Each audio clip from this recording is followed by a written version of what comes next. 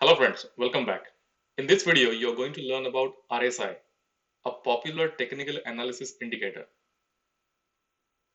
Relative Strength Index, or RSI in short, is one of the most popular indicators used by stock market traders all over the world. RSI is a leading momentum indicator. That means it tells you about an event which is likely to occur in the near future. So in stock market, what is the event that we wish we know in advance? Trend reversal, isn't it? It's our dream to know when the trend of a stock price changes from downtrend to uptrend and vice versa. RSI helps us in identifying a trend reversal. Okay, so let's get into some nitty-gritties of RSI. RSI is an oscillator type indicator. Oscillator is something that moves between 2 points. Say, for example, a pendulum is an oscillator because it moves between 2 points, one on the left and the other on the right. So, since RSI is an oscillator, it moves between 0 and 100. And based on the current RSI value, you can set your expectations on the future stock price movement. Now, as in the case of other indicators, RSI is also not perfect, but we are increasing our chances to get the market direction right as far as possible. So, how can we use RSI in the trading? The objective of RSI is to identify overbought and oversold price areas. That's why it is also called OBOS indicator. Overbought means that there have been so much buying and the stock price has moved up so much that it may not be able to sustain it for a long time and there could be a correction. Imagine this like a rocket moving upward, and if it runs out of fuel before it could enter the space, it will fall down. So when a stock runs out of steam and there are no longer enough aggressive buyers in that stock, there are high chances that the stock price will start slowing down its upward move and may eventually turn around. Similarly, an oversold region indicates that there have been enough negative momentum and the steam is running out in that stock's downward move. Understood? So first of all, let's see how we plot RSI on the chart. On the charting tool, you select Relative Strength Index from the list of available indicators and enter a few parameters. The length here is 14, which is also called a look-back period. It indicates that last 14 days of closing prices are used to calculate RSI. You can also see upper band and lower band. I've kept the default values 70 and 30 for now. So when you set all these parameters, RSI looks like this. As I said earlier, RSI moves between 0 and 100. The area above 70 is overbought region and the area below 30 is oversold region. Okay? Let's see an example. This purple line below the price chart is 14 period RSI. If you see, the RSI scale is from 0 to 100. If you notice here, the RSI is below 30. It's at around 25. So here RSI is telling you that the stock is oversold. In this particular example, the RSI also coincides with a bullish engulfing pattern. Now, what is bullish engulfing? This is bullish engulfing. It's a candlestick pattern.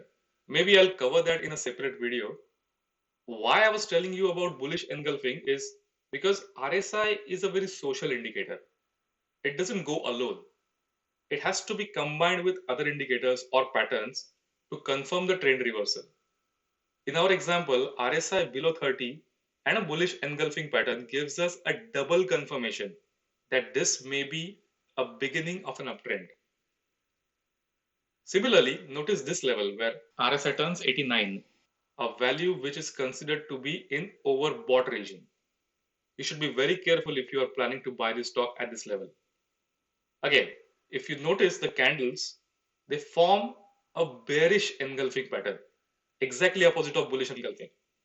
So, a bearish engulfing pattern backed by RSI of 89 is a strong sign of beginning of a downtrend.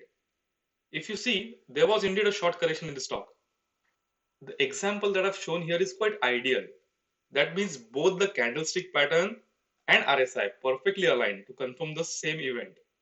This may not be always true, This leads us to another interesting way to interpret RSI. Imagine the following two scenarios.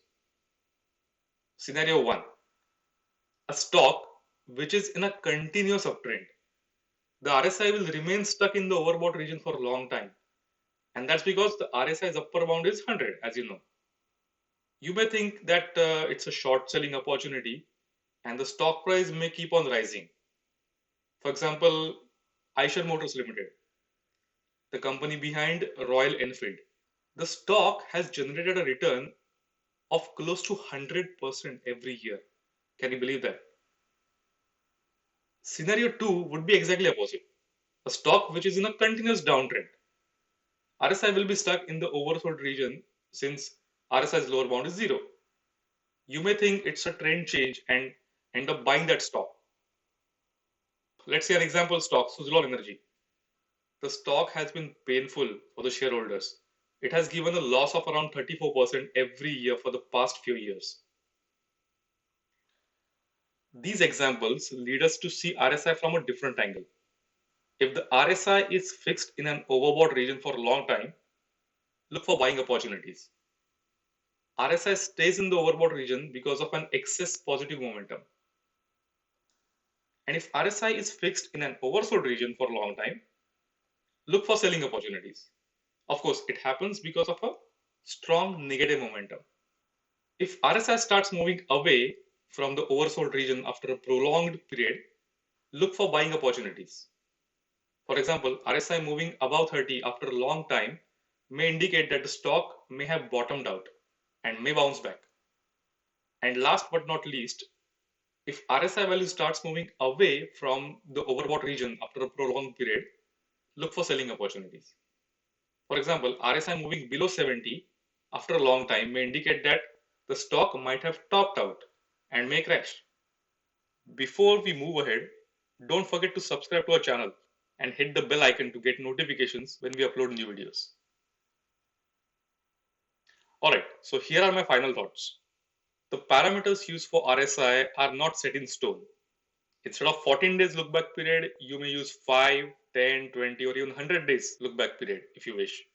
In fact, this is how you develop your edge as a trader. You need to analyze what works for you.